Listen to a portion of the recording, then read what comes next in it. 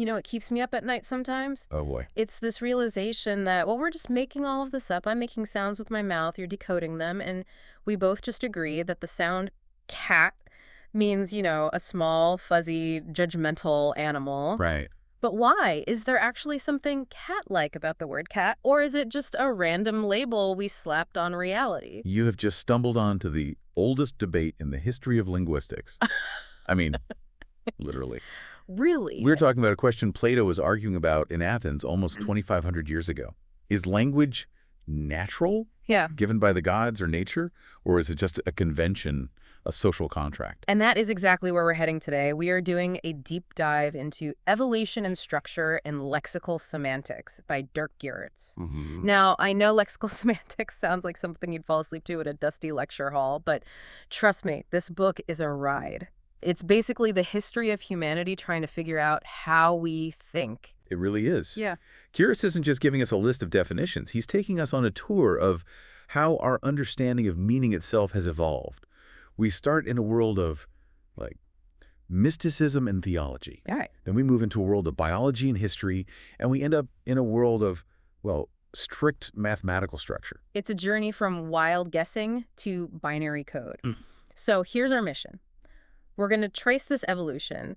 We'll start with the pre-scientific era, which I call the creative fiction era of linguistics. That's a good name for it. Then we'll hit the 19th century, where everyone got obsessed with history and big dictionaries. And finally, we'll land in the 20th century with the structuralists, who tried to turn language into a giant, perfect mosaic. Exactly. So let's rewind the clock. Way back, before we had data, before the scientific method, if you were a scholar in the Middle Ages or even antiquity, how did you explain where a word came from? We have to start with Plato. In his dialogue Cratylus, he sets up these two opposing viewpoints.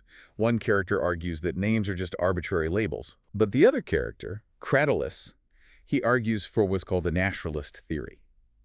He believes that names express the true essence of the thing named. So the word is a mirror of the soul of the object.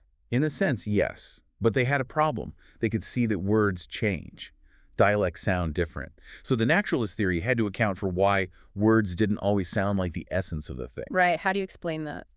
Their explanation was decay. They believed that the original form was hidden under layers of corruption. So the job of the linguist wasn't to study how language grows, but to be an archaeologist, to dig through the decay and find the shiny, perfect meaning underneath. Exactly. And this led to a practice called speculative etymology. Since they believed the truth was hidden, they felt free to make some very creative leaps to find it. Creative is a polite way to put it. This brings me to my absolute favorite part of the reading, the example of the Latin word mors, which means death. Now, if you look at this through a modern lens, it's just a word. But the pre-scientific scholars, they needed it to mean something profound. Right. In antiquity, they tried to link it to Mars, the god of war, because war causes death. Makes sense, a logical association. Or amorous, meaning bitter, because death is bitter. Those are poetic, sure. But then the medieval Christians got a hold of it, and they didn't just want a poetic link, they wanted a theological smoking gun. So they decided that mors must come from the Latin word morsus. Which translates to a bite. A bite. And why? Because death didn't exist in the world until Adam and Eve took a bite of the forbidden fruit in the Garden of Eden. It is a narrative masterpiece. It connects the word for death directly to the mechanism of original sin. It's cinematic. The word itself is a memorial to the fall of man, but I'm guessing this doesn't hold up to peer review. Not even a little bit. It's scientifically baseless. But it highlights the two main flaws of that whole era. First, they just ignored the form of the word. Phonetically, mors and morsis are distinct. They have different histories. But the story was too good. The story was too good. And second, they only looked inside one language. They tried to explain Latin by looking only at Latin, or rather at Latin theology. They were trapped in a bubble. So when does the bubble burst? When do we stop writing fan fiction about fruit bites and start doing actual science? This shift happens in the early 19th century. This is the birth of what we call comparative philology, and the breakthrough was realizing that you can't just stare at one language in isolation. You have to compare them. You have to compare them. This is when they started realizing that Sanskrit, Greek, Latin, and German all look suspiciously similar. That was the catalyst. They realized these languages were related, and more importantly, they saw that sounds change in regular, systematic ways. Pater in Latin becomes father in English. It's not random decay, it's a rule. So the focus shifts from finding the hidden spiritual essence to tracking the mechanical evolution. Correct. This era, from about 1830 to 1930, is known as historical philological semantics, and the historical part is key. These scholars were obsessed with the biography of words. And to do that, they needed tools. Gieritz points out something really interesting here. They actually dusted off an old toolkit from classical rhetoric. Yes, this was a surprising connection. Rhetoric, the art of persuasion, had been taught for centuries. It had names for all these figures of speech: metaphor, metonymy, synecdoche. Right. The 19th century philologists realized that these weren't just tricks for making a good speech. They were actually the mechanisms of semantic change. Right, because if I use a metaphor enough times, it stops being a metaphor and just becomes the definition. Exactly. Take the word grasp. Originally, it meant to physically grab something with your hand, but then people started using it metaphorically. I grasp your idea. You're holding the concept in your mind. And eventually, nobody thinks about the hand anymore. Grasp just means understand. So metaphor drives meaning from the physical world to the abstract world. That's the mechanism at work. But to prove all this, they couldn't just guess. They needed evidence. And this is why the 19th century became the age of the giant dictionary. The golden age of lexicography. You have the Brothers Grimm in Germany, famous for fairy tales, but their real life's work was the Deutsches Wörterbuch. Right. You have Littré in France. You have the Oxford English Dictionary in the UK. And these weren't just, here's what the word means, dictionary. No, they were massive historical records. They were attempts to document the entire history of the language. They wanted to find the first time a word was ever used and every shade of meaning it had developed since. They treated words like biological specimens that needed to be cataloged. So we have all this data, we have the history. But how do they explain why meanings changed? It can't just be random. This is where psychology comes in. The dominant view, led by a scholar named Hermann Paul around 1880, was that meaning is a psychological event. It happens in the mind of the individual. Paul had this concept of usual versus occasional meaning, which I found really helpful. It basically explains how slang becomes standard English. It's a great distinction. Usual meaning is what's established. It's the dictionary definition. It's the shared convention. So if I say mouse, the usual meaning is the little rodent. Right, but then you have occasional meaning. This is what happens in a specific context. When computer engineers in the 1960s looked at that plastic box with a wire coming out of it, they thought, hey, that looks like a mouse. On that occasion. On that occasion, they modified the meaning. And Paul's theory was that if you repeat that occasional, use enough times, it just becomes the new usual. The innovation of the individual becomes the property of the community. But, and there is always a but, in academia, not everyone bought the idea that it was purely individual. The French school, specifically Antoine Millet, argued that you can't ignore society. Right. Millet said that social groups are the real engine of change. He argued that language is fragmented into social groups, professions, classes, subcultures. And words change when they travel from a specific group to the general public. The example in the text was arriver, which is just the standard French word for to arrive. It is now. But look at the etymology. It comes from the Latin adrapare. Ripa means riverbank. So originally, arriver didn't mean to get somewhere. It meant, very specifically, to reach the shore. So it was sailor talk? It was nautical jargon. But think about the psychology of a sailor. Reaching the shore is the relief, the end of the danger, the destination. Ah, okay. So for that social group, reaching the shore and successfully finishing a journey were basically the same thing. And then landlubbers started using it, but they didn't care about the water. They just kept the finishing the journey part. Precisely. The word broadened. It lost its specific professional context and became a general term. Millet's point was that if you only look at individual psychology, you miss the driver. The driver was the social structure of the sailors. I love that because we see it happening today. Think about tech terms, bandwidth, ping me, interface. That is exactly the process Millet was describing. Specialization leads to generalization. Okay, so let's take stock. We've gone from God gave us words to history and society shape words. But in both cases, we're looking at the past. We're watching the movie of language. And that brings us to the 1930s, the structuralist revolution.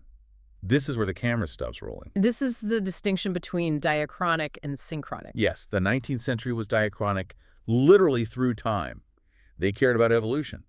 The structuralists, inspired by Ferdinand de Saussure, switched to synchronic, same time. Right. They wanted to analyze the system as it exists right now, frozen in place. I like the analogy of the movie versus the screenshot. The 19th century was watching the film to see the plot develop. The structuralists hit pause and said, let's analyze the composition of this single frame. That is a perfect way to visualize it. They argued that a word doesn't mean what it means because of its history.